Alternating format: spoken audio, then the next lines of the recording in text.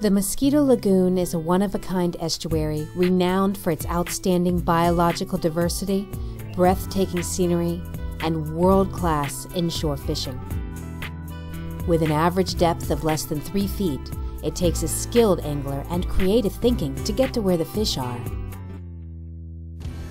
Be very, very quiet. We're hunting mullet. I need big mullet. This morning, we are here in my backyard of Mosquito Lagoon, getting live mullet, big, nice sized live mullet. I can feel it right here. I can feel it in my bones. Who's your daddy? Can't hear you. Who's your daddy? That's the mullet load right there. Now we're going fishing instead of wishing. Now I got my bait. I'm good to go there, and they're perfect size bait too. Now I'm gonna go meet Grady Warren, who is the king and the master of flying a kite.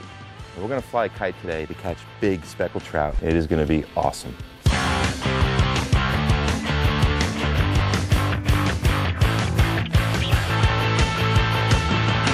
Grady Warren, being an entrepreneur as he is, started this IFA redfish tour back in 1999. And that's how I met Grady Warren, and we became friends. He got out of the IFA and started doing some other stuff and always talked to me about kite fishing. Well, I originally met Eric around 2000 when we started the IFA Redfish Tour. And little by little, I started to admire Eric's effort, and I just took a liking to him, and also I had admiration for his skills, being a former college quarterback and an athlete, but also he had a passion for fishing, kind of, I guess, like I do. I knew the conditions were going to be perfect for this type of fishing, so I called up Grady. He came down from Jacksonville. We loaded up the boat with the kites, and we went to this spot that I knew trout were sitting in 6 inches of water. This is about as far as I can go. I mean, you can see we're in no water. And these fish, there's just enough water to cover their backs. So it's very hard for us to get to them. So we're gonna use the kite and the balloon. Grady's blowing up the balloons right now with the helium. And we're gonna float these over the top and drop that mullet on top of them. You know, as I have the trolling motor down and I'm going into where these fish are at, and Grady's getting set up, and I'm getting goosebumps because I'm visually seeing these fish. Oh wow, they're way up there. Look at all those trout, dude. Look at all those trout. The birds just flew right over them. Since it's glass calm, we have to use the balloon to get the kite up to an altitude where the upper level winds kind of take over. And so we start setting up the kite, and I'm getting excited now. All right, Eric, what you want to do is you want to check your clip for tension. I'm going to bring it right to you there. Just like a regular release clip like you'd have on your outriggers on an ocean boat.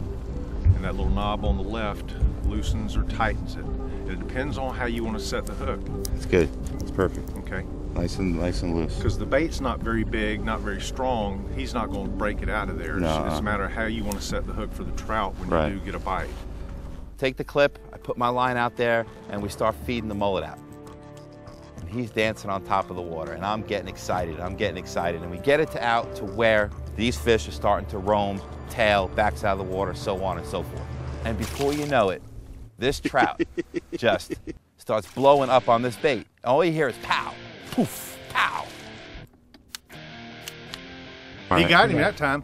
He's swimming off. I'm gonna let him eat it because the water temperature is cold, Grady, so it's gonna take him time to get it in.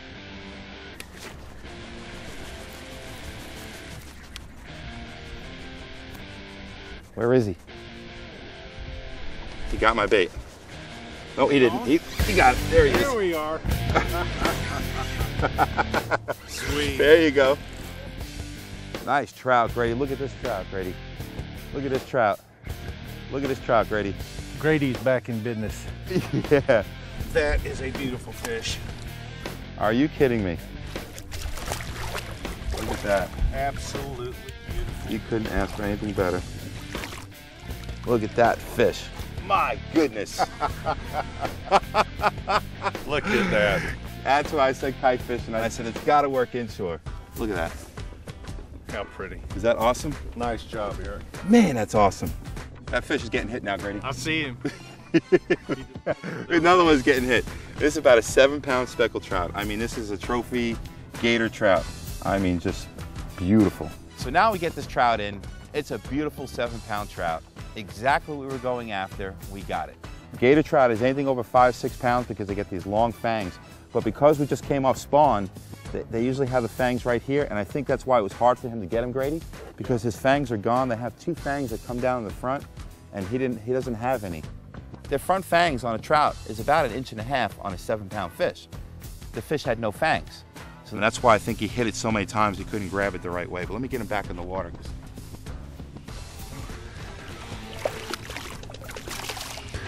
Get the other rod. Eric, the other one, I believe, just got eaten. Yeah, he got eaten. No, he's still on top. He's getting chased, though. He's getting chased. Oh, no. Oh, look, you see him come out of the water? Whoa! Whoa! This is awesome. Oh, he came off. He came off. Good. Yeah, he'll come back for him. That was a trophy. This is awesome. I mean, be able to cover this much water in a natural way with natural presentation with no terminal tackle in the water, that's awesome. All right, Grady, let's put 2 more baits out again. This is a lot of fun. Captain Eric Mannino is fishing with Grady Warren on the shallow flats of the Mosquito Lagoon. Using kites to get their bait into unreachable areas has proven to be a successful new method. So now we get this trout in. It's a beautiful 7-pound trout. Exactly what we were going after, we got it.